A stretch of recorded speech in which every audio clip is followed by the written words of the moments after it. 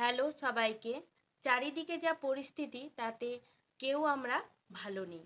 আমি আপনি কেউ ভালো নেই। ওই জন্য বললাম না সবাই কেমন আছেন। অনেক হয়েছে, আর না। এবার সময় এসেছে রাস্তায় নামার, সবাই মিলে একত্রিত হয়ে প্রতিবাদ করার। তাহলে হয়তো আমরা মেয়েরা আমাদের প্রতি হয়ে আসা এই চিরকালীন অত্যাচারের হাত থেকে চিরতরে মুক্তি পেতে পারবো। স্বাধীনতার ৭৮ বছর পার হয়ে গেল, আমরা মেয়েরা এখন স্বাধীনভাবে কিছু করতে পারি না। ন্যূনতম নিজের কর্মস্থলে কর্মটুকু মেয়েরা স্বাধীনভাবে করতে পারে না। তারই জ্বলন্ত উদাহরণ অভয়াকাণ্ড।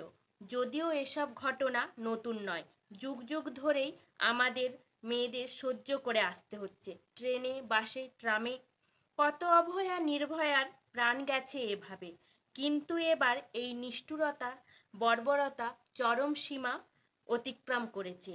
তাই আমাদেরও একত্রিত হয়ে, একজোট হয়ে রুখে দাঁড়াতে হবে। নিজেদের আত্মরক্ষা, নিজেদের সম্মান রক্ষা নিজেদেরকেই করতে হবে। এই পরিপ্রেক্ষিতে আমার এই ছোট্ট কবিতা। চারিদিকে উঠেছে দেখো প্রতিবাদের ঢেউ, কত স্বপ্ন ছিল অভয়ার, জানলো না তো কেউ।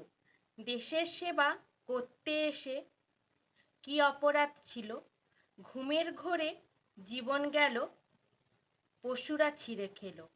আমিও একজন নারী হয়ে তুলছি আজকে আওয়াজ, রাজ্যবাসী পথে নামো, ফেলে সকল কাজ। আজ হয়তো অভয়া গেছে, কালকে তুমি আমি। নারীর কাছে জীবনের চেয়ে সম্মান অনেক দামি। কোটি কোটি কণ্ঠে আওয়াজ তোলো, বিচার আমরা চাই। অভয়াকে খুন করলো যারা, কেউ ছাড়া না পায়। আর কতদিন সইবে বলো এমন অপরাধ, চুপ থাকলে হয়তো কোনোদিন তুমিও যাবে না বাদ। ছাত্র সমাজ ডাক দিয়েছে নবান্ন অভিযান, চলো সকলে পা মিলিয়ে বাঁচাতে নিজেদের মান।